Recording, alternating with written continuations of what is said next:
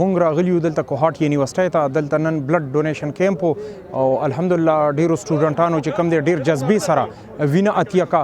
دغه وینه به چې کوم دی د تھیلیسیمیا مریضانو ته ځي. تھیلیسیمیا هغه بیماری ده چې کوم هغې جسم کې خپل وینه قدرتي طور نه جوړیږي. د هغې د ژوند ټول دار و مدار زمونږ او ستاسو په وینه باندې دی.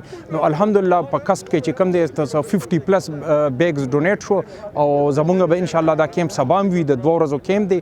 زمونږ ترې نور هم ډېره توقع ده. زمونږ د انتظامیې هم شکریه ادا کوو، د سټوډنټانو هم شکریه ادا کوو چې دوی مونږ له د کیمپ لګولو کې ډېر تعاون مونږ سره وکړو او په جذبې سره چې کوم دی د دې مریضانو دپاره وینه اتیا کړه، ځکه چې دې ورځو کې د وینې ډېر اشد ضرورت دي. نن لکه څنګه تاسو ته پته دی چې شاته زموږ دا بلډ کیمپ ملګرو لګولی دی. نو بلډ کیمپ چې کوم دی دا یوه هیلدي اکټیویټیز دی. په کار دی ټول سټوډنټ ته دغه شانتې هیلدي اکټیویټیز کې حصه واخلي او د نورو خلکو ژوند باج کې وژغوري او د خلکو په کار راشي.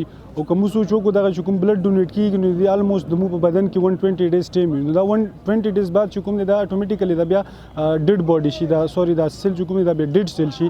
نو همدې هکله باندې تاسو خپله بلډ ډونیټ کو او ملګري مروالو بلډ ډونیټ کو او د خلکو ژوند وژغورو. او تاسو ته پته ده چې تھیلیسیمیا پیشنټ چې څومره دي هغې مونږ تاسو ته سترګې وي چې یاره بلډ ډونیشن به نوجوانان کوي او هغه به مونږ ته بیا ټرانسمیټ کېږي.